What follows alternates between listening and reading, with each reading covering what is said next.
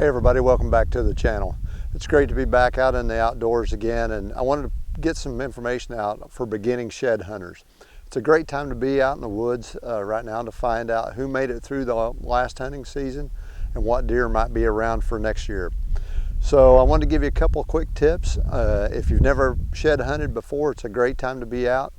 It's great exercise, and it gets you an early start on your scouting. Stick around for some upcoming tips, and stick around for a bonus tip at the end that might give you a little bit more of a leg up. And we're getting started right now. So tip number one, the best time to get out and look is February, March. Some deer will start dropping their antlers in December if they're in highly pressured areas, or the herd's been stressed, or they're not well. In other words, they're suffering from some type of illness in the herd. Most deer and healthy deer populations will start dropping around February, March, depending on where you're at in the country. So you don't want to be out too early, but you don't want to be out too late. If you get out too early, you stand the chance of pushing deer out, and those deer that may be still in your area at that particular time, you'll push them out, and then they'll drop their antlers somewhere else and you'll never find those. Secondly, if you wait too long and the deer have started dropping antlers and you don't get on them, chances are other shed hunters are going to find them first, but rodents and other animals, squirrels and things like that, will start to gnaw on these antlers because of the minerals in them, and they're not going to be in very good condition when you find them. So February, mid-February to early March is about the best time to get out and get started and really start looking for these shed antlers. There's lots of things that can affect when deer will drop their antlers. One can be age of the deer. All deer shed antlers, whether they're older bucks, 4, 5, 6 years old, or year-old bucks. So you can find shed antlers of all different age groups in the deer. And another thing that will determine when they may drop is their testosterone levels. When do they breed? So depending on what part of the country you're in, your deer herds may drop a little bit earlier, or they may drop a little bit later. So it just depends.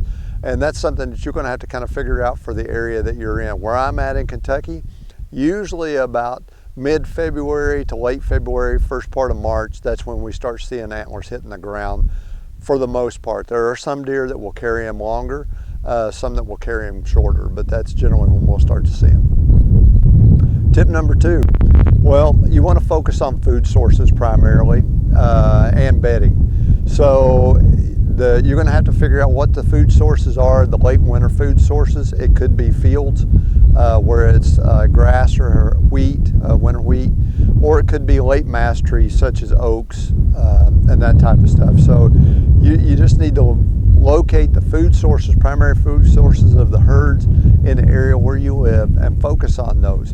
And you want to focus along the edges of these fields. That's where they're going to drop at. Another great place to look is in old orchards. So if you have an old apple orchard or a pear orchard or something like that, check those areas out. Those are great places to look for antler sheds. Another great area is oak flats or oak ridges.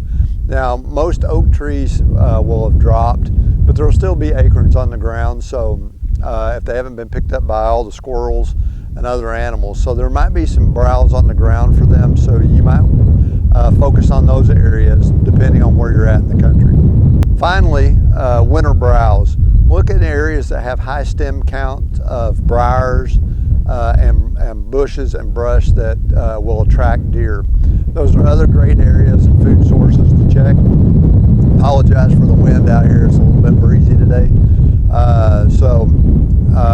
Those are great places to check out. So tip number three, places to look, is travel corridors.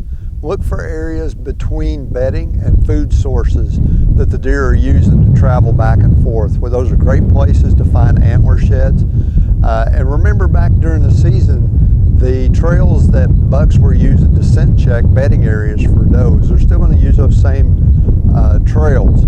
So focus your area on your area of search on these travel corridors, and you'll improve your success of finding antler sheds. You should also focus on bedding areas. Now, In the wintertime, deer typically will bed on a south facing slope because that's what's going to get the most sunlight.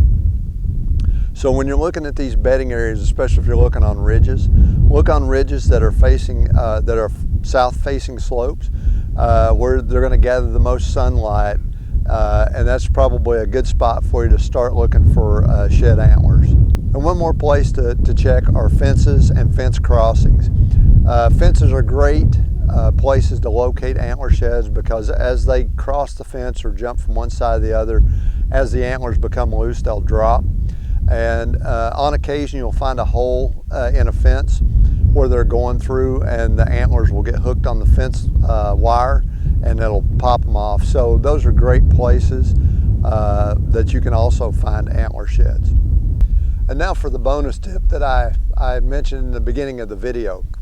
A good thing to do, especially if you're new to antler shed hunting, is to get your hands on a shed antler and bring it with you. Because of the shape of these things, a lot of times people look for an entire antler, and that's not what you're going to see. You're going to see actually tips of the antler sticking up, or you're going to find it laying down so that you see these rounded curves in the grass or the brush. And these blend in really well. So bonus tip, bring you an antler and then just throw it. Throw it out into the field and look for it. And start to pick out pieces of the antler, not the entire antler, to improve your success in finding antler sheds in the field. Well, I hope you've enjoyed the video, and I hope you picked up a few tips along the way that'll help you if you're a beginner shed hunter.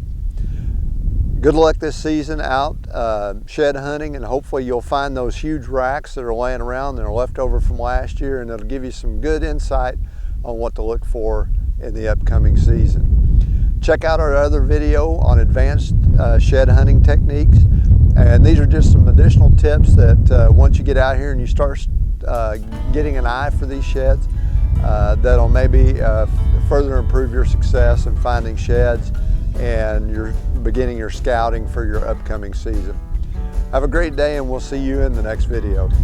Thanks for watching.